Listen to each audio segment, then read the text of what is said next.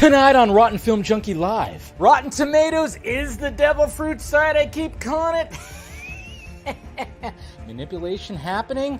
It's not like we didn't know that was actually happening, but let's talk about it. Zazie Pants and Warner Brothers are losing hundreds of millions of dollars because of the strike, and they keep on doing things that just you question. DCAU movie update when it comes to that Crisis movie that a lot of people are going, why so quick to get to Crisis? But yes, we have an update. Ahsoka, episode 4. We all knew that character was going to show up, but in that way, pretty interesting. All that and so much more tonight on Film Junkie Live.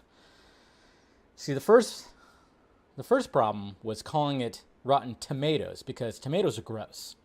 They're gross.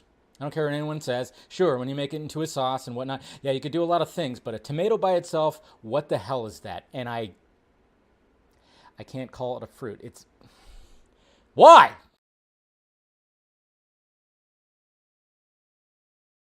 Now you want to get nuts? Come on, let's get nuts.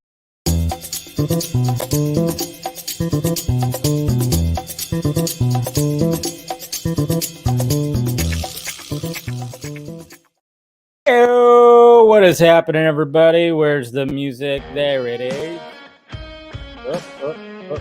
Let's make sure it's not too loud. Let's make sure it's not too loud like it was on Monday stream. So how's it going, everybody? Welcome to Film Junkie Live. It's Hump Day. It is September 6th. That's right. How's everybody doing? Hopefully you're doing good. Hopefully you're having a good hump day and, you're not actually humping during this whole thing. But hey, do you or do whatever you're doing. But, yeah,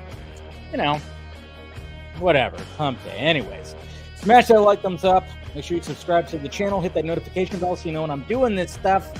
And then, of course, if you want to become a member, join the Film Junkie family. After every stream on Wednesday, do a personal members-only stream. That's right.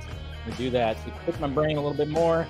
If you want to join that, of course, got the Patreon right there, too, if you want to support the channel like that and the various, of course, shock meds that are around me. What is happening? All right, so people filing in right now. How we doing today? We got Ryan right there. Good to see you.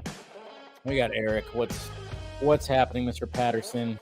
As he says right there. So, and then we got Eric, Mr. Hardball right here. I mean, there are stories of critics getting mad at RT scores for claiming a review is rotten, even though it was positive. Plus, I've long said the whole critical consensus statement is total hogwash. Yes. We all took to Twitter and be like, I told everybody. It's like, yeah, we all collectively knew that there was fuckery happening. When did we not?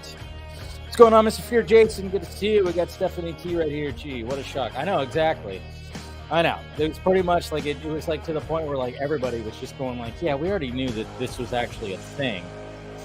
Cortez, who here was surprised by this news? Nobody. Okay, yeah, pretty much. Hello there. We got Miss Nighthawk here. Good to see you, gorgeous. Good to see ya. Tony Movie Chappie D9 Neil Blomkamp fan. How you doing? Hey, Dave. Just rewatched Superman the movie while Man of Steel is still my favorite Superman movie. But I will admit that this one definitely holds up despite some goofy moments. But Christopher is AMA, I guess you could say. Yeah. What's going on, Fatty God? Nice to see you. Let's see who else we got here. We got Droga right here. Good to see you, buddy. All right. So we got everybody like filing in. So if you want to get in a comment, get it in now because I'll be stopping pretty soon here as we get into the show. So turn off the music right there. Yeah. But yeah, that's what we're going to be talking about today. This article from Vulture talking about Rotten Tomatoes. And again, like I said, I hate tomatoes anyway. So, I don't hate them. Obviously, again, if you do something with it, I mean, it seems like to make a tomato good, you have to really do some. But then that could be for a lot of things. It's just, I always find it weird that it's still labeled a fruit. because it's like, really, when I think fruit, I think sweet, I think all, and like I don't even know what's going on in tomato. It's a weird thing to me. But I know people like tomatoes, and I like tomato sauces, obviously pizza and stuff like that. But I don't know why I'm getting into like in depth when it comes to an actual tomato. This is a website we're talking about here, right? But yeah, we're going to talk about that. We're going to talk about Warner Brothers Discovery and Zazzy Pants making some decisions right now because of the strikes that are happening. And then, of course, we're going to be talking about a DCAU movie update. We're going to be doing that. And then, of course, Ahsoka episode 4, which I just watched. So, hopefully, hey, we got Darkness here. What's up, Dave? Can't stay, but just wanted to say hello as per usual. Good to see you. Thank you. Thank you. Thank you. All right, let's just dive right into it. Let's get right to the tweets. See what's going on in the Twitter world right here, the Twitter X world. I refuse to call it just X. Just saying. I refuse. Refuse. Whoops. There we are. Now we're good. We're good. We're great. We're grand. And we're going to start off by the Kaibar Art right here that made this Christian Bale Batman Begins art. That looks really great because I will say that when it comes to the Dark Knight trilogy, I mean, essentially there's only 2 costumes, of course, when it comes to the Dark Knight trilogy, but the Batman Begins costume is it's fantastic. He just looks way more menacing and just, but you understand why he got the other costume. It's more practical. But this more like represents that Batman Begins Cal. That's right. Oh, we got a 5. Hey, look at that. We got Jose right here. What's going on? Happy hump day. 32 months a member. There you go. Part of the family. Even though his fucking baseball team can't stop winning. Well, actually, they've been on kind of a losing streak right now, but so have the Giants, so it doesn't even matter. Anyways.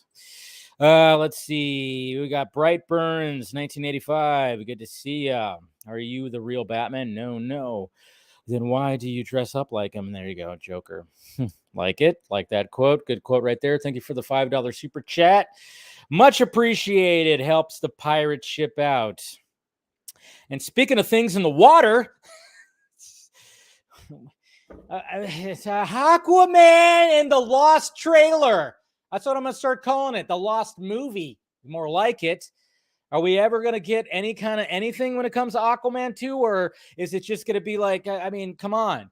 I mean, just even tease. Like you could just do a small tease with some narration with Jason Momoa, something like that. Or narration from his mom, have some Nicole Kidman or his father. I don't know.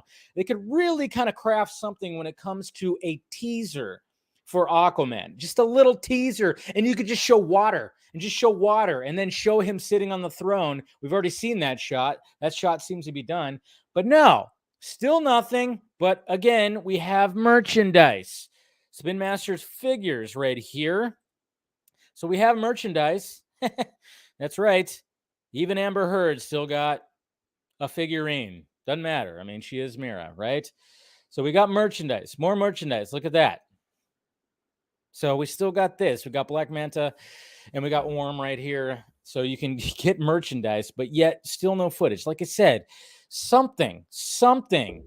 But again, it's like, it kind of makes you wonder. It's like, how much money is actually going to be poured into the marketing for Aquaman 2? Probably not a lot. But if you would just put out like a 30-second tease with like a narration and something, footage from the previous Aquaman, and then a little bit of footage that is complete for the teaser, it just seems like that would be the right approach as opposed to just, throwing the merchandise out there in the wild. But hey, it's just me. I'm just a guy who runs a YouTube channel. I don't run a company like Mr. Zazzy Pants over there. So it's just kind of funny, just kind of crazy. I don't know. What's going on, Ryan Anderson? Good to see you. I know. Great topic to discuss. What's going on, Game City Savior? Sweet. Good to see you guys. All right. And then we got this, hey, I'm always good. I'm always up for a good alien invasion, abduction type of movie. And apparently we got a movie called No One Will Save You. That's pretty blunt. That's going to be coming to Hulu on September 22nd. Here's a poster right here. No One Will Save You. It's always a house out in the middle of nowhere with trees around, right? don't get a house out in the forest in the middle of nowhere, because odds are aliens are going to abduct you and do things to your butt. Just saying, they're going to do things to your butt, probably the front part too, apparently. If you listen to some people who've been abducted, apparently they abstract things, from just all your holes, apparently. So yeah, just saying, that's what my if I make an alien abduction movie, I'm gonna call it "We're Here for Your Holes." That's what I'm gonna call it. If they're gonna say like "No one will save you," I'm gonna call it "We're Here for Your Holes." So there you go. That's the title of my movie that has to do with alien abduction. And yes, there is a trailer, and it looks pretty sweet. Looks pretty cool. Think I might check it.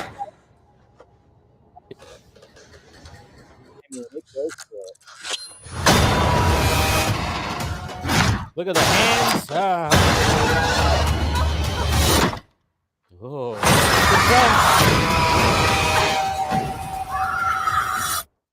yes, I like it. And then show that ending scene. What the hell is that?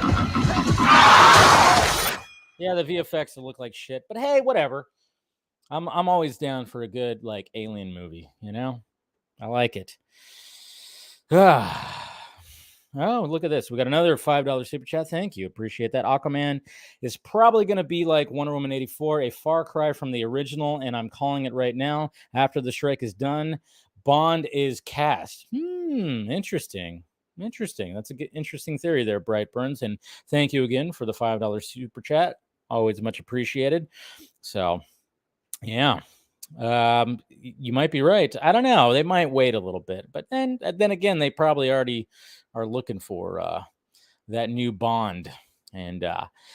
And anyways, guys, I also tweeted this. I think last night or yesterday. I was just kind of like, because I kept seeing like, sometimes when I'm looking at my Twitter feed, I'm going, are we in 2016 still? I mean, it's kind of funny because we're going to be talking about Rotten Tomatoes tonight, and the manipulation that's been happening with that, and the fact that the past decade plus, is that people just keep using these Rotten Tomatoes scores. So naturally, when we think about, Batman versus Superman and think about that Rotten Tomato score, that gets thrown around a lot when it comes to arguments. But at the same time, I'm like, 7 years ago, that thing came out and we're still talking about it. And when somebody shits on it who has a kind of a following, and I know for a fact that this person is monetized on Twitter, so I just go, you guys realize that they're doing this just to get the engagement, because they know that they're going to trigger the fandom to dogpile, quote tweet, respond, do all this stuff, and then the discourse going to be back and forth.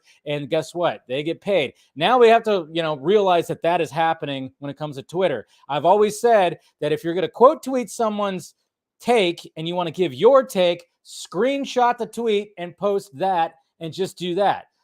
Now you have more incentive to do that, because some of these people are making money off of the engagement now. So you might want to do that instead. And yes, there's someone who did that and keeps, that wanted to just trigger people and do this. And I'm just going like, are we back in 2016? I remember defending the absolute shit out of BVS in 2016 and into 2017 and whatever the hell. But now I'm just like, I don't need to. I've said what I've said, but people are still, having to do this. And I'm just like, relax, guys, relax. Okay. You like the movie? I like the movie. It's one of my favorite CBMs of all time. But if I see somebody that has to shit on it and says something about it, I don't have to like chime in.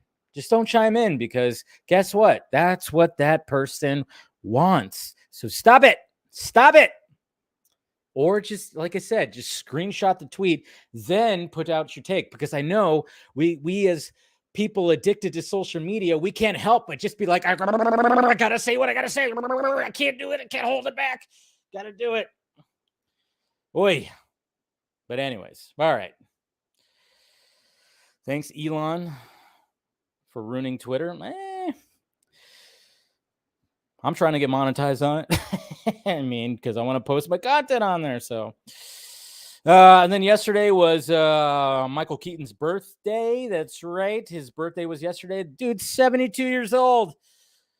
Still sharp, still doing good. And here he is in his Batman, I guess you could say his Batman trilogy, even though I would have preferred that his Batman trilogy consisted of a Batman Beyond movie.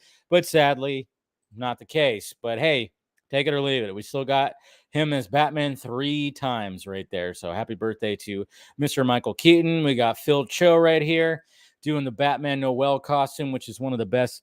Such an awesome costume. I always felt like when it came to Matt Reeves' Batman and the Pattinson's bat suit, it's just like they kind of reference it pretty good. I thought they like kind of did that. So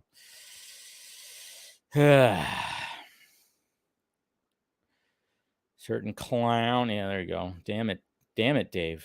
I know. Well, got to take it or leave it. If you're commenting the fact that I'm like, well, if Twitter's gonna be a site where that's gonna like display that you could display some content creation, then I'm gonna do it. That's all. And then we got a poster for Eli Roth's Thanksgiving, which is going to be interesting because it's just funny how this started off as a fake trailer for the, of course, the Grindhouse movies. If you guys saw the Grindhouse movies when it came out, when it came to Death Proof and Planet Terror from Robert Rodriguez and Quentin Tarantino. If you actually went and saw the full experience of Grindhouse, you saw little trailers that from other directors, and one of them was Thanksgiving. And they turned it into an actual movie. I think they turned the werewolf one into a movie too when it came to Rob Zombie. So there's the first poster for that. So that should be interesting. And then speaking of posters, Jesus Christ. I mean, I'm very much looking forward to this movie. It's a Martin Scorsese movie, but we got a floating heads poster for Killers of the Flower Moon. It's like, this is not a CBM, guys. Can we do a little better when it comes to the posters? Can we do a little better, please? But sadly, this is what we got. We got some floating heads right here.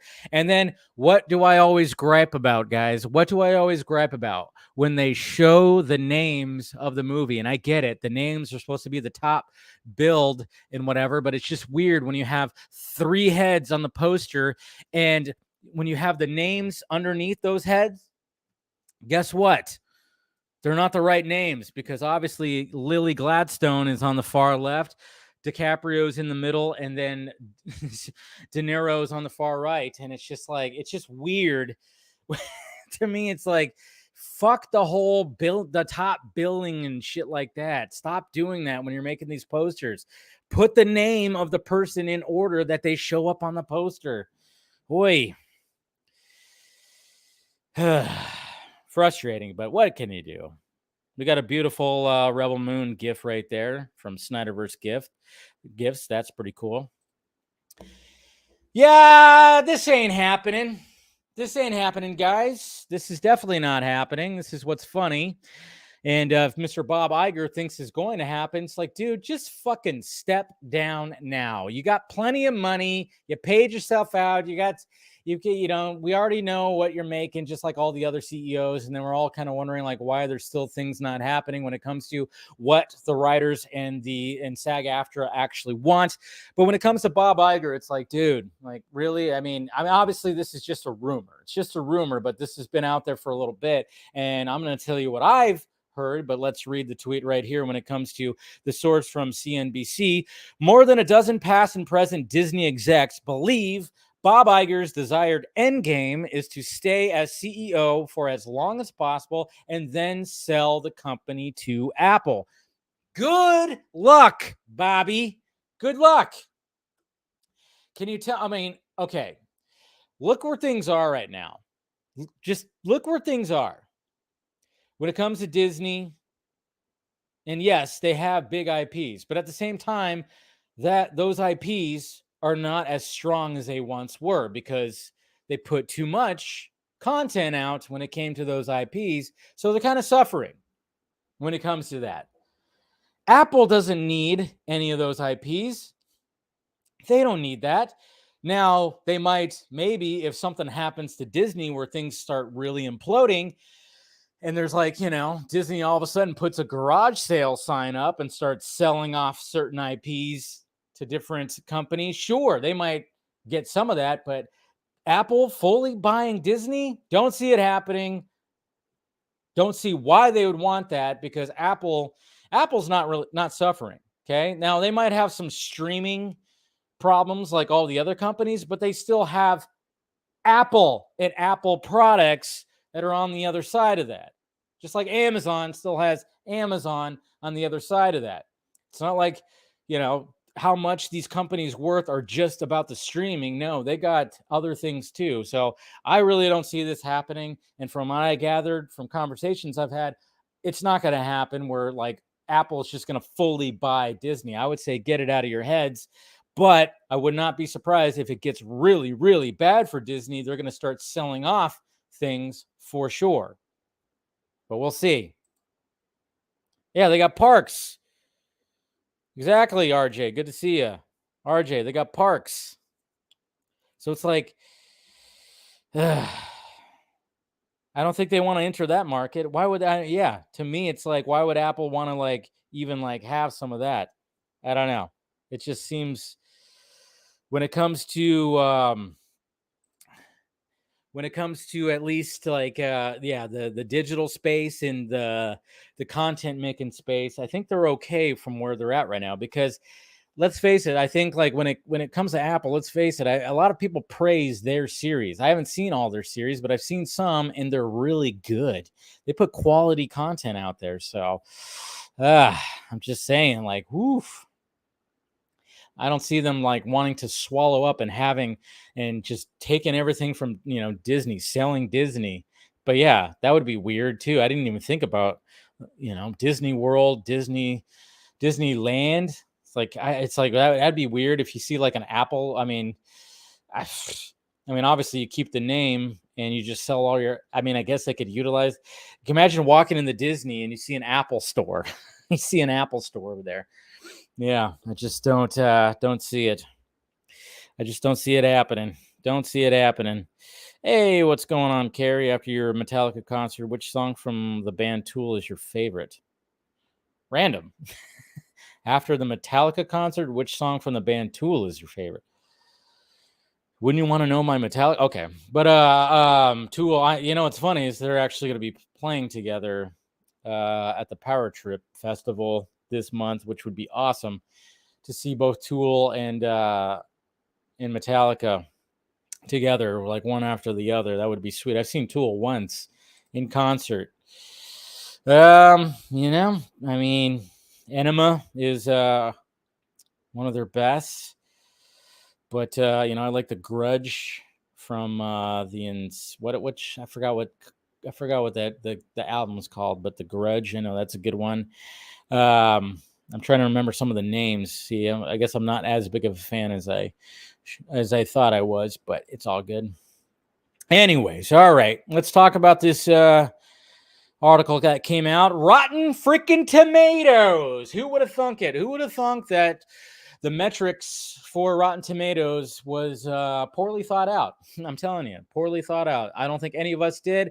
I think we've all seen that the fact when it comes to Rotten Tomatoes that it could be easily manipulated, and turns out, guess what? Yes, it is in fact easily manipulated. Like, when it comes to Rotten Tomatoes, and I know I've used Rotten Tomatoes when I talk about reviews, but I actually look at the reviews. A lot of people don't do that. A lot of people look at that number, and then of course, they want to use that number to be like, all right, am I going to go see it? Am I not? It sucks that that's the case, that they did this. They brought it all together, and you just you get that percentage, which to me, I always said that's not a good way to rate all this stuff.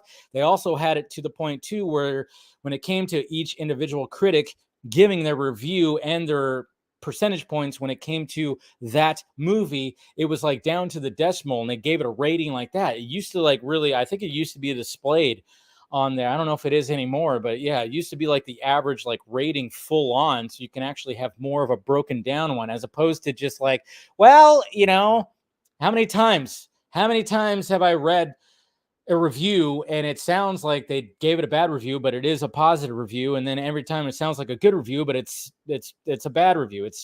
It's all just the way that the way that they use that system has always just been a thing of just it's flawed. And I wish they would not throw up the Rotten Tomatoes score after having 7 reviews. I always hate that. Can you have at least 50? reviews before you start throwing that score up there, because it's always funny when it's like, hey, look at, so-and-so movie debuted at either 90% or 100% or debuted at 20%. And then you look, it's like, there's fucking 8 reviews. That's it. Stop saying that. So then you got that. So it's like you always have like a low number, and it's like you can't really gather what's happening until, maybe get to the 50 review range, and then you could start doing your weird little, I don't know, your freaking system right there, which everybody is like always like questioned, which we've all questioned. But here we go right here. Let me go ahead and boop. All right, so here's the article in question right here from Vulture. The decomposition of Rotten Tomatoes. And then there's a quote right here. The most overrated metric in movies is erratic, reductive, and easily hacked, and yet has Hollywood in its grip. That's right. Got Hollywood by the balls. By the balls. Just squeezing on the balls of Hollywood. Let's just go over some of this right here. Some of the points right here. Won't go over the whole thing. I suggest you read it yourself in full, but we'll go over some of these paragraphs. In 2018, a movie publicity company called Bunker 15 took on a new project, Ophelia, a feminist retelling of Hamlet starring Daisy Ridley. I don't even remember this movie, really. I think I kind of do, but whatever. Critics who had seen early screenings had published 13 reviews, 7 of them negative, which translated to a score of 36% on all important aggregation site Rotten Tomatoes. Again, 13 reviews, not enough to gauge. A disappointing outcome for the film, with prestige aspirations and no domestic distributors, or said that wrong. But anyways, just because the tomato meter says a title is rotten, scoring below 60%, it doesn't need to stay that way. Bunker 15 went to work. While most film PR companies aim to get the attention of critics from top publications, Bunker 15 takes a more bottom-up approach, recruiting obscure, often self-published critics who are nevertheless part of the pool tracked by Rotten Tomatoes. In another break from standard practice, several critics say Bunker 15 pays them $50 or more for each review. These payments are not typically disclosed, and Rotten Tomatoes says it prohibits reviewing based on financial incentive. But did you not think that was going to happen? I mean, of course that was going to happen. Of course that was going to happen. Especially since everybody looks at that damn score. Of course that was going to happen. In October of that year, an employee of the company emailed a prospective reviewer about Ophelia. It's a Sundance film, and the feeling is that it's been treated a bit harshly by some critics. Well, I mean, that happens. I'm sure sky-high expectations were the culprit. Exactly. You can't... Boy... Not everything's going to be a winner, let's face it. So the teams involved feel like it would benefit from more input from different critics. More input from different critics is not very subtle code, and the prospective critic wrote back to ask what would happen if he hated the film. The Bunker 15 employee replied that, of course, journalists are free to write whatever they like, but that super nice ones, and there are more critics like this than I expected, often agreed not to publish bad reviews on their usual websites, but instead quarantine them on a smaller blog that Rotten Tomatoes never sees. Jeez, that's insane. So yeah, don't post it on the big publication if you didn't like the film. Post it on a small one, or post it on your social media, and no one's going to even look at that. If done right, the trick would help ensure the Rotten Tomatoes logged positive reviews, but not negative ones. Oy. So there's that manipulation already right there.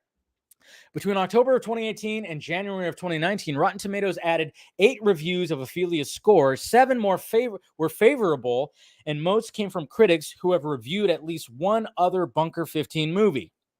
The writer of a negative review says Bunker 15 lobbied them to change it. If the critic wanted to give it a barely overall positive, then I do know the editors at Rotten Tomatoes and can get it switched. So basically, they're saying that the editors at Rotten Tomatoes can switch it up. You know, we've seen those positive reviews that don't sound like positive reviews when you see it in the little box. You know, you kind of go like, wow, it sounds like this critic didn't really like the movie that much. But then you look at the bottom and guess what? It got pushed over to a positive freaking fresh tomato. Ew, it's crazy. All right, where was I? I also discovered another negative review of Ophelia from this period that was not counted by Rotten Tomatoes by a writer whose positive reviews of other Bunker 15 films have been recorded by the aggregator. Ophelia climbed the tomato meter to 62%, flipping from rotten to fresh. The next month, the distributor IFC Films, I love that, Independent Film Channel Films, that it had acquired Ophelia for release in the U.S. So it just kind of shows you right there that when they went to work and got some positive reviews, guess what? They got distribution. So again, it just kind of shows you, wow, that's not just the power of people wanting to go see a certain film when it comes to Rotten Tomatoes, but it also helped the movie get distribution. Pretty crazy. And a movie that apparently still nobody really knows or whatever the hell. Ophelia's production company, Covert Media, didn't return requests for comment. Bunker 15's founder, Daniel Harlow, says, wow, you are really reaching there, and disagrees with the suggestion that his company buys reviews to skew Rotten Tomatoes. Yeah, you really think the founder is going to be like, yeah, we do that shit? What are you talking about? It's just common practice. That's what happens. I'm just trying to, I just created the site. Who gives a Of course he's going to say like, oh, yeah, you're reaching and whatever. We have thousands of writers in our distribution list. A small handful have set up a specific system where filmmakers can sponsor or pay to have them review a film. Noted. The Ophelia affair is a useful microcosm for understanding how Rotten Tomatoes, which turned 25 in August, I can't believe it's been around that long. Feels like it hasn't been around that long, has come to function. The site was conceived in the early days of the web as a hot or not for movies. Now it can make or break them, with implications for how films are perceived, released, marketed, and possibly even greenlit. The tomato meter may be the most important metric in entertainment, yet it's also erratic, reductive, and easily hacked. Ugh, I hate that freaking sentence. In 2023, did I not think that I would be reading a sentence that says the tomato meter may be the most important metric in entertainment? Oh, good freaking God. Where are we? I did not want to have to read that ever. But here we are. Quote, the studios didn't invent Rotten Tomatoes, and most of them don't like it, says filmmaker Paul Schrader. But the system is broken. Audiences are dumber. He went after it. Normal people don't go through reviews like they used to. Rotten Tomatoes is something the studios can game. So they do. Yes, don't think this is the only studio. Let's face it. We're looking at you, Marvel. We're looking at you, Disney. You better believe that, yeah, I would not be surprised. Yes, of course they are. I'm sure Warner Brothers maybe has done something like that too. Who knows? And then, of course, it talks about Quentin Tarantino and his last movie that he's going to be doing. And talks a little bit more, compares it to Yelp and Goodreads and countless other review aggregators. Has desensitized us to the opinions of individual critics. Once upon a time, I like this right here because I remember watching Siskel and Ebert, and then, of course, Ebert and Roper, when it came to hearing about films, even though, like, whatever they said still didn't sway me from not wanting to see a film that I wanted to see, but it was different back then when it came to Siskel and Ebert. Once upon a time, Gene Siskel and Roger Ebert turned the no-budget documentary Hoop Dreams into a phenomenon using only their thumbs, but critical power like that has been replaced by a collective voice of the masses. A third of U.S. adults say they check Rotten Tomatoes before going to the multiplex, and while movie ads used to tout out a blurbage from like Jeffrey Lyons or Peter Travers, now they're most likely to boast that film has been certified fresh. Oh, yeah. And they cannot wait to do that too. Right. Once a movie gets certified fresh, you better believe that TV spot is saying that night. But yeah, it used to be like the fact that you would actually see like certain critics that actually did this, who had shows, who had popular spots in the Entertainment Weekly or in the newspaper or something like that. It used to be like that. And they used to give good film critique. That's what they used to do. It used to be great. It was an art form. Now it doesn't seem like it's an art form anymore. It just doesn't seem like that. Now you have to, you're just going by a fucking tomato meter, which is ridiculous. To filmmakers across the taste spectrum, Rotten Tomatoes is a scourge. Martin Scorsese says it reduces the director to content the manufacturer and the viewer to an unadventurous consumer. Brett Ratner has called it the destruction of our business, but insiders acknowledge that it has become a crucial arbiter. I mean, it has, which is interesting. Publicists say their jobs revolve around the site. That sucks. In the last 10 years, says one, it's become much more important as so many of the most trusted critics have retired without replacements. Studios are so scared of what the tomato meter might say that some work with a company called Screen Engine ASI, which attempts to forecast scores.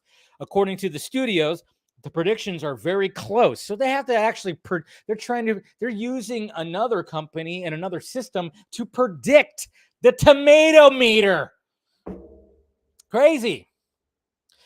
I'll refer to the informers who asked for anonymity, whatever, I always mess up that word, to speak candidly as publicist. NASA numbers 1 and 2 in an indie distribution executive says, I put in our original business plan that we should not do films that score less than 80, basically 80. Rotten Tomatoes is the only public stamp of approval that says this is of immense quality, and all the critics agree. Ooh. Jeez. The formula. That's the formula. If a review straddles positive and negative, too bad. I read some reviews of my own films where the writer might say that he doesn't think that I pull something off, but boy, is it interesting in the way I don't pull it off, says Schrader. This is coming from Schrader again. To me, that's a good review, but it would count as a negative on Rotten Tomatoes, which is good. It's like this critic actually said, like, hey, he was trying to achieve this. It didn't work for me, but I was kind of interested on where he was going with it. I've had those kind of reviews too, where it's like, I don't know what they were going for here, but I was intrigued, getting in depth with the actual review right there. Let's see, scrolling down, another problem and where the trickery often begins is that Rotten Tomatoes scores are posted after a movie receives only a handful of reviews. This is what I was talking about. Sometimes as few as 5. Even those reviews may be an unrepresentative sample. This is sort of like a cable news network declaring an election night winner after a single county reports its results. Exactly. They should hold out until there's at least, 50? Maybe even more than that. I don't know. Hold out before you start fucking putting that goddamn percentage on the main page. So yeah, and then it just goes into like the whole workings of all this stuff right here, and I'm not gonna dive too much into this, but for me, it's just like, I mean, obviously, when it comes to Rotten Tomatoes and when it comes to fandom, let's face it, no matter what, I know you always see it. You always see it on Twitter where people go like, fuck Rotten Tomatoes, but it's always used as ammunition, always, no matter what. Even the people who say that, fuck Rotten Tomatoes, fuck it all, they still use it as ammunition, especially when it comes to CBMs or certain fandoms, because if you want a movie to fail, you will look at that score, and if it's a Rotten Tomato, you will throw that out there as a weapon, just like the reverse. Like if it's a movie that you love and support and other people don't, you'll use the Rotten Tomatoes, the positive tomato as ammunition when it comes to fandom wars, which is always ridiculous. And I'm just like going, can we just read the actual reviews? Huh? Can we just read and take in the actual reviews, without actually caring about, what the score is or what anything is? I like to read the actual reviews, because I'm hoping that there's going to be some details in there of why maybe you didn't like it, maybe you didn't, or you're like right in the middle. Because guess what? A critic can be in the middle and be like, I like this, didn't like that, blah, blah, blah, blah, blah. But when it comes to the system that is Rotten Tomatoes, they can't measure that. It's either you liked it or you didn't. That's it. And it sucks when I have friends, and I had one friend in particular who would always look at Rotten Tomatoes. Anytime I was like, hey man, you want to go check out this movie? Oh no, it's a 54%. And I'm like, ugh. That would always frustrate me. Always frustrate me. Always frustrate me. But who doesn't frustrate me, who is a friend, is Stephen Colbert. And there's stuff like this. There's stuff like this where, he wrote articles and he was posting all this stuff today too. Stuff like this. Because not even, we always have that audience score. That's always, a lot of people want to look at that audience score, but that also can be fucked with.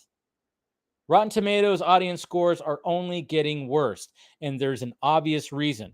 Rotten Tomatoes audience score system data was broken in 2010, and the fixes implemented since then have only made things worse. Rotten Tomatoes audience score is broken, and it's only getting worse. Rotten Tomatoes audience review system has always had far more problems than its critic review system, but some important data about audience reviews reveals just how broken the system is. While Rotten Tomatoes has made some changes to the data and the way it's displayed over the years, most of these changes have only made the data even more unusable. And I've talked to Steven about this, and obviously we know that Steven is a numbers man. He's an analytics man, and he was breaking it down and looking at the actual data, and he was telling about it. Sometimes I'm like, well, I don't even understand what's going on, because it's pretty crazy. And then of course, a lot of us were just like, don't look at the Rotten, the critics rating. We'll look at the audience. But again, that could be fucked with too. We've seen that where people just start, review bombing movies to just like drop it down or whatever the heck. So yeah. So it even says it right there too. The audience review system on Rotten Tomatoes has always been criticized due to its vulnerability to review bombing, brigading, and the perception of the greater bias among audiences than with professional critics. While the differences in the quality of critic reviews and audience reviews can be seen as a subjective debate, some very clear issues with the quality of the audience review data and its presentation diminish the value of user-driven reviews.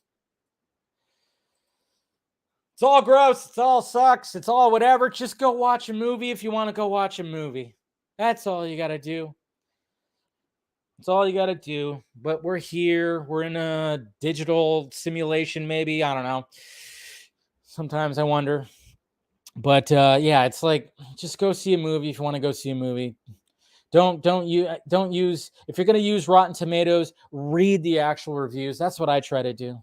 I try to do that. And I know, like, when I do reviews for a movie, like a movie, maybe a bigger movie that's coming up, I utilize Rotten Tomatoes. And I know some people don't like that, but I actually try to read the reviews. I don't really want to look at the damn, percentage and then whether it's a fresh tomato or not.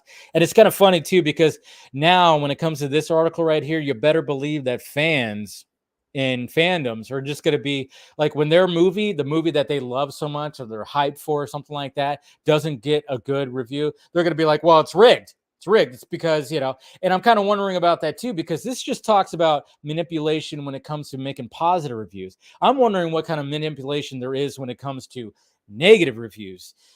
That's also a kind of like interesting thing, is like, how many times has there been some fuckery where a rallying studio, maybe can manipulate some of these critics to give a negative review on something. But that's the thing. It's like, we're not going to ever know, but obviously being fans, and I already saw this too. And it's kind of funny because I talked about BVS earlier and I was telling people like, if somebody shits on it, you don't need to defend it. just, we defended it way back when. It's perfectly fine. We got the Snyder Cut. We got all this, people are going to BVS and looking at it like, hey, guess what? This movie is not as bad as I thought, especially when they watch the Ultimate Edition. But could there have been fuckery out there? Absolutely. But I think mainly there's just like biased fans. But at the same time, what also happens too, it's not just Rotten Tomatoes that the manipulation happens. Look at when you see like influencers or people who run the video sites of a big website. I mean, pick your sites. There are people that get sent goodie bags and prizes, and they get toys, they get statues, they get expensive stuff, and you better believe that they get the studio to pay for their flight to go to the premiere or something like that. You better believe there's some manipulation going on in there. That's what I always worried about, and maybe I just didn't really care to. I didn't care to try to be that. I don't know. It's just like a weird thing because I'll see that on Twitter, or see that on social media, see that in videos where you have like these, they're unboxing like these expensive toys from this certain thing. So naturally it's like, yeah, maybe they're not going to give their true review. There's a lot of that happens out there. I've been sent stuff, but not from studios, thankfully, and it's just kind of like a weird thing because you better believe that if a studio is like, hey, here you go, you got this, you want to come to this, you want to come to this junket, we got you, we're doing this, that you're going to be like, well, I guess, if I don't really like it, I'll still try to give a positive review.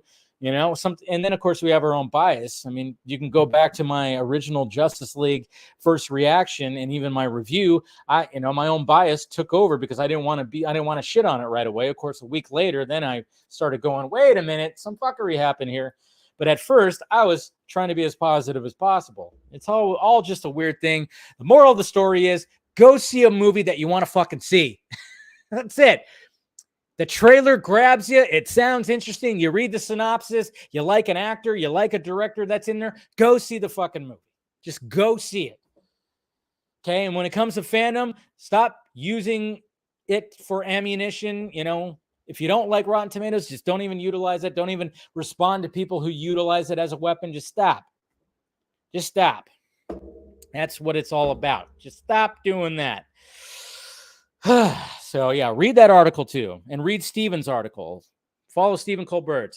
Like I said, he's broken shit down too, more detailed when it comes to all this. What are you guys saying? The ticket prices, though, Dave. Exactly. Look at how packed yeah, exactly. Ticket prices also have an impact. But if you if everybody's going to be agreeing to, whatever movie, and that's why I even said it. Didn't I say that like a couple of weeks ago or last week or something like that? Somebody asked, like, obviously when it came to when it came to Cinema Day and they had like $4 tickets and the theaters were packed. Well, first off, the big theater chains should do that more often. Or they should have their big luxury amusement park type theaters that have the recline seats, the bar, the daycare, the food service, have all that, sure. But then, hey, open up some smaller theaters that just are straight up, go watch the movie, get some popcorn, and that's it. So things can be cheap. That was always my idea, is like, okay, AMC, you can have your big theater chains. Same with Harkins, same with Cinemark and all that shit, but open some small ones. Small ones that are just, cheap tickets, cheap everything, and just do it like that. I don't know. Maybe that's not the solution. I'm just putting it out there. Anyways, Joker exceeded my expectations. Okay, just watch the trailer to see how it's going to be in the movie. Never Rotten Tomatoes. Yeah. The whole damn thing is manipulated simulation. That's what it is. Kevin Feige is trying to take over Hollywood. I warned everyone. I don't think he is. I think that motherfucker is going to retire soon, to be honest. And it's not Kevin Feige, too, Droga. You got to go up further than that. It's fucking Iger and all those guys. I think Feige might just be like, you know what? I'm done. And then just is going to walk away. Amen, amen, amen. I wasn't told reading was a requirement. I remember my local San Jose Mercury News reviewer back. Yeah, exactly. You got to pick. I mean, I remember, I was always looking forward to what, I was a little I didn't start watching Siskel and Ebert to like the very end of Siskel, because obviously he passed away. But then, it was Roger Ebert and Richard Roper for a bit there. And then it was just Roper. And, I was kind of like, I dug that. And yeah, sometimes I'm like, and then when it came to YouTube reviewers, it was just certain guys, your Chris Stuckmans, your Jeremy Johns, the Schmoes know all the, you just find your certain reviewers, but it was never like, it never manipulated me to not see a movie. Well, I love movies. It never manipulated me to be like, oh, well, they didn't like it, so I'm not going to go see it. I would still go see it because obviously I know I'm not going to feel always like how they are. Most of the time, sure. And that's why you pick certain critics, especially like on YouTube and whatnot. Hey, you might find certain critics. I want to know what you have to say about that. Hopefully I provide that for you guys when it comes to at least film reviews, but I still don't, anytime I give a review for a movie, I don't go like, fuck this movie, don't see it, it's shit, it sucks. I always try to be like, okay, if I didn't like this, who is this for? Oh, maybe it's for this. I didn't really like The Little Mermaid, but maybe people who actually really liked the actual Little Mermaid, because I wasn't a Disney cartoon kid, maybe they'll like it because it seems like they kept certain things in there, but I always try to be like, who is this for? It wasn't for me. Maybe it's for this person right here. And then, of course, when it's a movie I love, I'll rave about it and be like, yes, yes, yes. And I don't know. I try to just kind of do it like that. I try to figure out, like, who is this movie for? And I wish more critics would be like that. I mean, sadly, there's a lot of personalities out there that just want to shit on something and want to tell you not to go see it, don't support it, don't do this. And I'm just kind of going like, that's not the way to go in my eyes. To me, I'm always trying to be like, wasn't for me, maybe it's for you, and maybe it's for this or something like that. So yeah, it's all crazy. But read Steven's breakdowns of all that stuff. Just do all that. I mean, and again, it's like no one's making you see these movies. No one's telling you, no one. These guys are getting manipulated, of course. And you got to worry about that. And that's totally fine. But just, we just got to think for ourselves. That's what we got to do. All right. Warner Brothers, Zazzy Pants.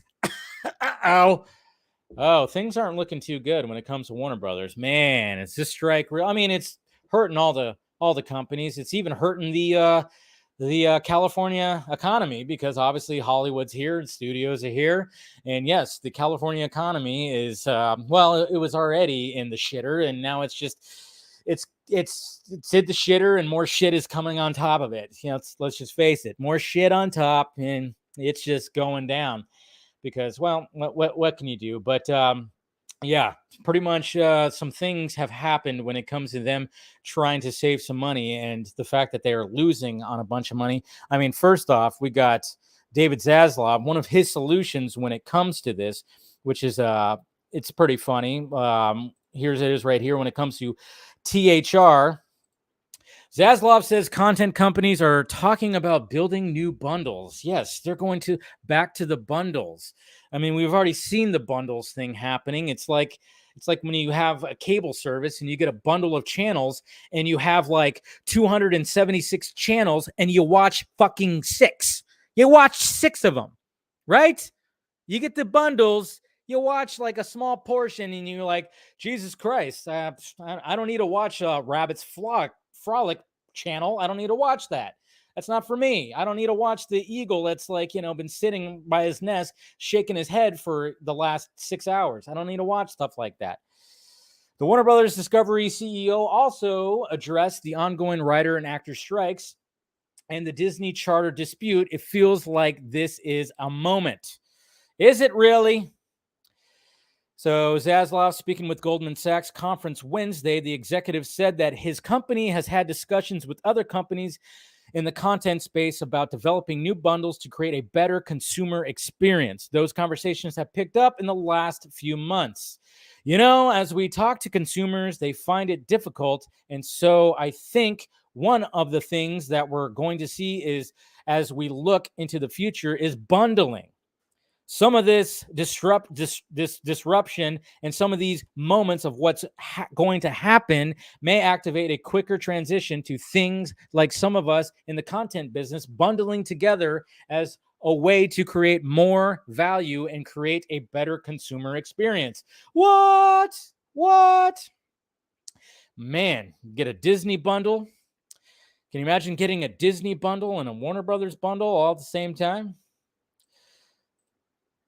Bum, bum, ba-dum, bum. Look at that. Warner Brothers Discovery says ongoing strikes will mean 300 million to 500 million hit in 2023 earnings. The company now expects to exceed 1.7 billion in free cash flow for the third quarter of 2023, in part due to the strong performance of Barbie, as well as incremental impact from strike-related factors, the entertainment giant says in a regulatory filing.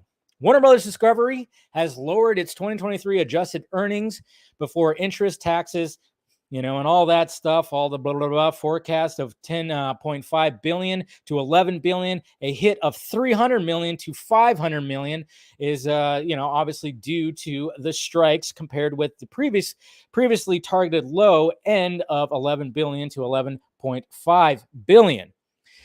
In the filing Tuesday, the company, led by CEO Mr. Zazie Pants, who has been very engaged in negotiating with Hollywood unions to end the work stoppage, didn't detail when it expects the strikes could end, but updated its guidance that had previously assumed they would be resolved by early September, as management had mentioned during the second quarter earnings conference call. Yeah, they were hoping it was all going to be done by now and everybody's going to go back to work. Not happening. Uncertainty in the studio segment has increased with dual strikes. This is from Gunnar Wiedenfels. Had said back then, this may have implications for the timing and performance of the remainder of the film slate, as well as our ability to produce and deliver content. And while we are hoping for a fast resolution, our modeling assumes to a return to work date in early September. That's what was said. And guess what? Not really happening. While WBD is hopeful that these strikes will be resolved soon, it cannot predict when the strikes will ultimately end. With both guilds still on strike today, the company now assumes the financial impact to WBD of these strikes will persist through the end of 2023. Yikes, yikes, yikes, yikes, yikes. Pay your fucking people. Pay your people. I mean, it's not just that, because I know I see those around on Twitter that it's not just like, okay, yeah, it's like pay them, but at the same time, there's also there's so many other more logistics and demands when it comes to all that. Hopefully it gets resolved soon, but guess what? When it comes to WBD and Zazie Pants, just don't be surprised if Zazie Pants gets a freaking boot by the end of the year, okay? His job ain't safe. Nobody's job is safe. Zazie Pants or anybody underneath him, they ain't safe when it comes to all this. And then, of course, if things get really bad, just like I was saying when it came to Disney and not fully selling to Apple, but they might start just like open up the garage and be like, who wants it? Who wants this? Who wants that? They're going to start like throwing, hey, you could buy that, you could buy this. And and Apple and Amazon might swallow up some of the big IPs, but they're not going to swallow up the entire company because they're all in debt. They don't want the debt. They don't want the debt. They don't want the debt. Cable's dying because we don't have an opinion of picking. Yeah. But apparently the cable model, they still think that they could still utilize that model when it comes to things. I don't know. It seems like they should have just had, I don't know. I don't know what the solution can be. I mean, everything's just out of control, and the streaming stuff just got all crazy and stuff. That's all. Fire them all. There you go. Fire them all. No, gun ain't safe. Nobody's safe. What are you talking about? Nobody is ever safe in this business, especially the way things are right now. Oh, yeah, and then speaking of this, I almost forgot this because this article came out just before I was going live. I got to bring up this article right here because, well, it's a doozy. It's definitely a doozy when it comes to Warner Brothers and what they're doing. Warner Brothers Television suspends top overall deals with Greg Berlanti, Bill Lawrence, Mindy Kaling, and more. Oh, here we go. More bad news.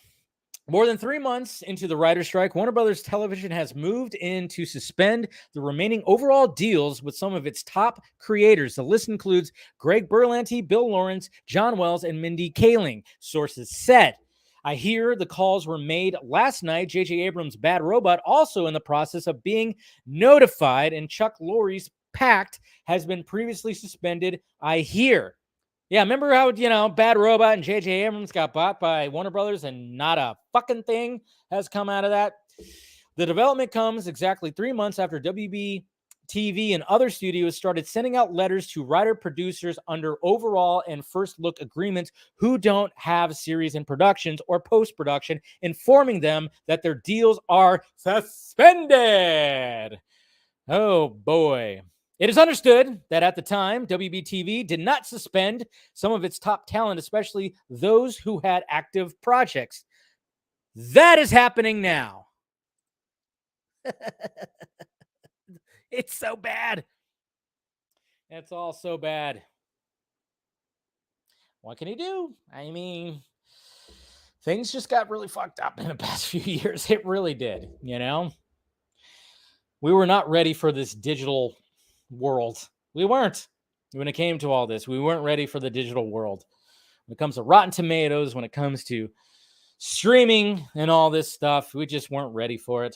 We weren't ready for it. Berlanti, CW, I don't know if there's more projects coming out right there. What's going on, Ted? Good to see you.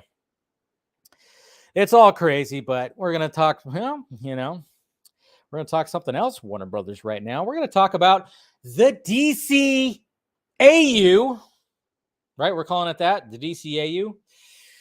Well, that's still happening right now. And when it comes to the Tomorrowverse, I have yet to see anything from the Tomorrowverse. I have not watched it. One of these days, I will go down that rabbit hole and watch all the Tomorrowverse animated features, which I've just been putting it off. I keep forgetting about it. Seen mixed reviews when it comes to Twitter and comes to some of my friends that have reviewed this stuff. We've talked about it on the Vodka stream and everything, and they've said that they've had, they've been displeased with when it comes to certain projects and when it comes to where the Tomorrowverse is going. But yes, I have yet to watch any of them, but I will one of these days. I'll binge because I do, I want to check it out. Why not? But according to, we got some new things that are out there right now. We're going to go the direct right here for DCU stuff. Here we go.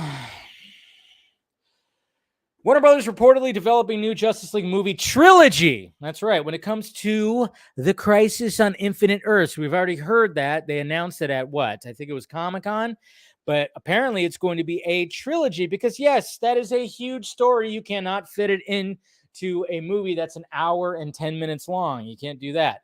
The collection of animated DC superhero movies known as the Tomorrowverse has much in store in the coming years as the series embarks on the new Justice League event. Many DC fans might not be aware that Warner Brothers has produced several animated films set in their own continuity, separate from the live-action DC offerings. The animated universe was rebooted in the 2020s, of course, Superman, Man of Tomorrow, and then, of course, it's had some other ones. And even though James Gunn and Peter Safran are ushering in a fresh new era of DC content, the co-CEOs have stated that certain out-of-continuity shows and movies will remain in production under the DC Elseworlds banner, including the Tomorrowverse. Hot on the heels of this year's Justice League War World, which I heard mainly negative reviews on, a follow-up on the announcement, of course, blah, blah, blah, blah, blah, the crisis. But it isn't all. According to the website of Mike Milo, the animation director on this Justice League animation project, the movie is actually part of a crisis trilogy. I like spelled with Y. Yeah, so basically saying that, yes, it's not going to just be one movie or two movies. It's going to be three, which that does make sense. Kind of makes you wonder, too. What else is going to be in that? I got to catch up before I guess that comes out. I think I got some time, but yeah, I'll definitely catch up. So there you go. At least something's moving forward that, might be okay, but it seems like it's rushed to there because the Tomorrowverse just started, 3 years ago? And now they're already like, hey, Crisis, let's go to Crisis already. Walter Hamada working on this shit? I don't know, but hey, what could he do? That's what's happening in the DCAU right there. DCAU update. Slow news day, guys. It was slow news day. When I saw that, I was like, all right, might as well talk about that. But then we got Ahsoka. Ooh, Ahsoka. I will say this. I was noticing it today when it came to Ahsoka, and it came to, Rosario Dawson. She's got some great shoulders. Am I right? She got some great shoulders, man. When she's holding that lightsaber and she's got the no sleeve action happening, she's not wearing her cloak or whatever. She's got the freaking guns out, man. She got some good shoulders. I just wanted to say that, good on Rosario Dawson with the shoulders, I mean, it's not like when it comes to an attractive lady, it's not like I'm looking like, hey, look at those shoulders. I'm just saying sometimes, all right. I just wanted to put that out there anyways. When it comes to episode 4, probably one of the better ones when it comes to this whole series because there's some good lightsaber fights. Again, Ray Stevenson, right? If I'm saying his name right, played a pretty big part when it came to this. And again, trying to wonder where the story is going. And, it's funny too, because there's a lot of filler when it comes to this series. And you better believe that someone's going to do what they did with Obi-Wan. And if you haven't seen it yet, do yourself a favor and watch the Obi-Wan cuts that's cut into like the runtime of a movie. It's better because there's not a lot of filler in there. So you can get rid of that filler. And then, of course, but I get it. It's a series. You want to do that. And then, of course, the way that it ends. And spoiler alert, I'm sure you've already seen it. There's already a fucking poster, apparently. But yes, Anakin was going to show up. And he does. But I thought it was going to be in a flashback sense. But it's in a different way, which I'm not too familiar with. But I know people were talking about it. About like this in-between worlds thing. And I'm like, all right, that's an interesting concept. I saw people talk about multiverse as well. It's like, don't bring the multiverse concept into Star Wars. You don't need to do that. Let's not do that. I wouldn't be surprised if they end up doing that. But yeah. So, I mean, we all knew it was going to happen. We all knew it was going to happen that Anakin was. I just figured it was going to be more of a flashback, but it's going to be interesting how they do it. And then, of course, why it didn't look, he looked weird. He had a weird lighting on his face. I don't like what it's like.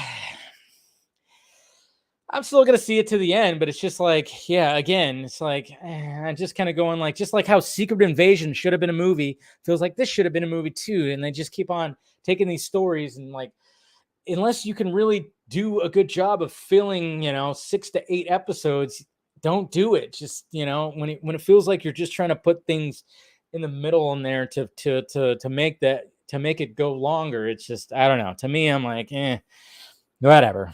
But anyways, there you go. That's all I got to say about that. All right, let's get some questions. How are we feeling? Are you guys like, you guys don't really care about Ahsoka so much? Yeah, I didn't even really think about that, Ryan. Faded out yeah. And then I'm kind of wondering, because a lot of people are kind of wondering too, is like, are we going to see an Anakin Darth Vader fight? Because of like this weird, crazy concept of like there's this Jedi in between world. I don't know, which is an interesting concept. And I wouldn't be surprised. We're going to have because there was mention of Vader, and then we get Anakin, and it's like, well, yeah, what if there's like some kind of craziness that happens? And some people are actually predicting that it might happen is if you have like an Anakin and Darth Vader fight in this like in between thing. So I'm like, that could be intriguing. That could be very much intriguing when it comes to that. So we'll see.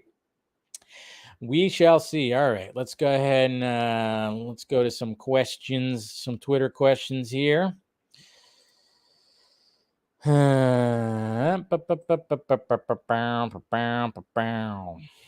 right. Here we go. Get it in there. All right.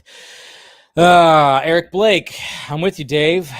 that the Apple buys Disney idea is BS, especially since it was a few years ago where Disney was on top. May take a bit to get back, but all Iger's successor needs to do is kick off with an olive branch to Florida to put things back on the right track. No? Yeah, could be something with that. I know there's always been something when it comes to Disney and Florida. Adrian, with the whole DC reboot, I believe there was always bound to be a ton of controversy with or without conclusion of the DCEU. What do you think, Dave? Of course it wasn't, I mean, unresolved cameos, unresolved storylines. Yeah, there's always going to be controversy, but they never had a clear vision. And if they just would have let the man cook, Mr. Snyder, it would have had a reboot built in the actual storyline. Asire, hey Dave, do you believe that studios should consider legal action against Rotten Tomatoes or the PR firms and their clients involved in this? Absolutely. Sue the shit. And if any fucking critic took money to give a positive review or even a negative one, but obviously we're talking more about the positive reviews, they should be fucking fired. You know about Marvel shareholders suing the studio for misrepresenting their losses. All the Marvel versus DC, Alita versus Cap, Marvel, Collider softball. But yeah, they should all be held accountable. They should be. And critics who took money should be fucking fired. Gary, my hump is people milking this episode because there's not much else going on. One streamer has posted 50 times about Ahsoka, and that has made me look at him very different. Yeah. It's just like, I like the lightsaber fights, and it seemed to move that story forward, the story that's happening. But it's just they're stretching out so much, it feels, Mr. Wooter, of course, using look at this GIF right here. That's when I shaved my head. This was right in the pandemic. Look at, I only had 3 things on my wall. But that was when I shaved my head because all the barbershops and everywhere were closed because of the pandemic. It was all ridiculous. And I tried to cut my own hair and it didn't work and I shaved it all off. Anyways, hello, Dave. Did you watch One Piece on Netflix? I have not, but I've seen people praise it. So I never even knew what it was. I saw like the trailer and stuff. So I'll probably give it a shot down the road. The 8 episodes is really good. And do you think the strike can affect other movies like Aquaman 2? Absolutely. And the Marvels? Absolutely. If the strike continues, where the actors who are popular names like Jason Momoa and Brie Larson and all that, if they can't promote it, that's definitely going to have an effect. I rewatched Aquaman, was really good. What your favorite scene from the movie? It's of course when they're in the trench and you have that, when Mira and Arthur on the boat and they start getting, basically, piled on by the fucking trench. And then you see that shot with the flare and they're all going down. That whole scene is the best fucking scene in Aquaman. Just love that scene because it was like, hey, guess what? James Wan, he's a horror director. Look what he could do. And I wish they could do more stuff like that. Rational DC fan, RT needs to be sued. Absolutely. I think it should. Why not? Or at least the critics who got paid off. Darkness Under the Wind. Dave, question number 1. With Rotten Tomatoes exposed for fake reviews, is this truly the end of false praise bashing of movies and shows? Question 2 is, again, I mean, I'm hoping that a majority of critics or like people out there are actually giving their authentic reviews and not being swayed by, toys and goodies and trips to locations and whatnot. Question number 2, is WB losing money going to cause movies and shows involving CGI and VFX to have crappy quality, possibly Flash level or worse? The Flash wasn't that bad. And I'll keep on saying it because I did talk to somebody who was on there and it was like, well, then the whole the Chrono Bowl, that was a choice. But I know, the Corridor guys watched it and gave their critique of all that. Yeah. But I mean, I hope not. And I mean, you just have to have filmmakers that could utilize the budget to their when it comes to Marvel can't. Marvel seems to can't. They want to just go so big, so big, so big. They don't know how to have like they just don't know how to utilize a budget. I mean, again, 212 million for Secret Invasion? What the fuck? But you have filmmakers that can use. I mean, look at Zach. I mean, again, you watch you watch 300 and you realize the budget on that was like what, 30, 40 million. I mean, he and even like when it comes to Rebel Moon, 2 Rebel Moon movies and the budget for both and how, and that's not even like, if that was Disney, it would be like twice or 3 times as much. It feels like. It seems like some studios with some product with some IPs don't know how to utilize a budget. Now, when it comes to James Gunn, he said on Rosenbaum's podcast that he always makes it a point to come in under budget. Come under budget, which is good. And when he said that, that gave me some more faith in certain things when it came to, all right, good. So when it comes to your Superman movie, you don't have to like go too crazy when it comes to all the VFX and whatnot. And then you know how to manage your budget. Seems like he's on top of that when it comes to his movies. So I was like, all right, well, that's good. The fact that he said that and he's, DC Studios, maybe they'll be able to be like, all right, yeah, when we got a filmmaker who has a clear vision, who knows how to prioritize the budget. I mean, look at even Christopher Nolan, he prioritized his budget when it came to Oppenheimer he utilized it to his advantage. And obviously it's paying off big time. But hopefully Gunn can be really taking that approach, because I think that's one of the drawbacks of what's happening with Marvel Studios and even Disney right now is they're just their budgets are getting outrageous and they're doing like these last minute changes and then their VFX are fucking suffering. So they got to stop doing that. And hopefully Gunn saw that and realized that, okay, we can't do that over here. We really can't do that over here. Hey, what's going on, Ted? Blue Beetle VFX looked good because it was smart. Exactly. There you go. Yeah, you look at Blue Beetle, talking about $104 million budget. And basically the VFX, I mean, they looked pretty damn good to me. They looked really damn good, to be honest. I didn't really have a complaint when it came to, there was like one shot that I thought looked awful, which was when they get into Cord Industries and it like pans up and you see how tall the building is from the inside. Obviously that was entirely digital and it didn't look that great. I was like, wow, that looked like a shot that you would see in like the 80s. But then again, maybe that's what they were going for, because like I said, it plays out like an 80s type of an adventure movie in my opinion. But other than that, I thought the VFX looked great. I mean, look at the VFX in Man of Steel. I mean, obviously there was a lot. They had like a $200 million budget for Man of Steel, or was it a little less? I don't know. But I mean, there's just ways to cut down the budget. I mean, first off, don't get an actor or actress that is just ridiculous and getting paid $25 million a fucking pop. When it comes to paying your act, when it comes to paying like that much for a freaking salary, don't do that.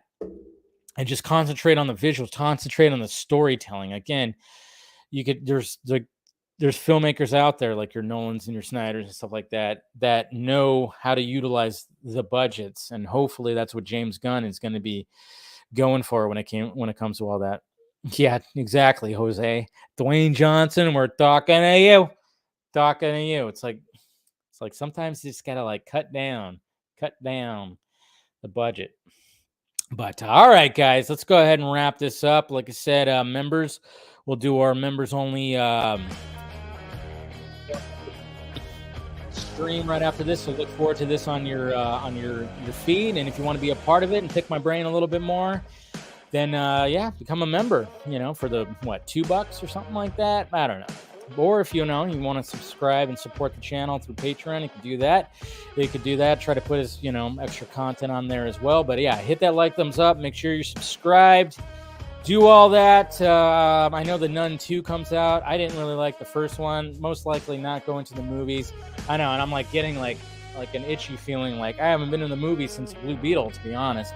But I'll make sure to go again. But I'm just Yeah, when it comes to The Nun, too, I just didn't really like the first one. So probably pass on the movie tomorrow unless I just go like, you know what, fuck it, let's go. But most likely not. So I'll see you guys on Friday for the Vodka stream. And members, I'll see you guys in a little bit.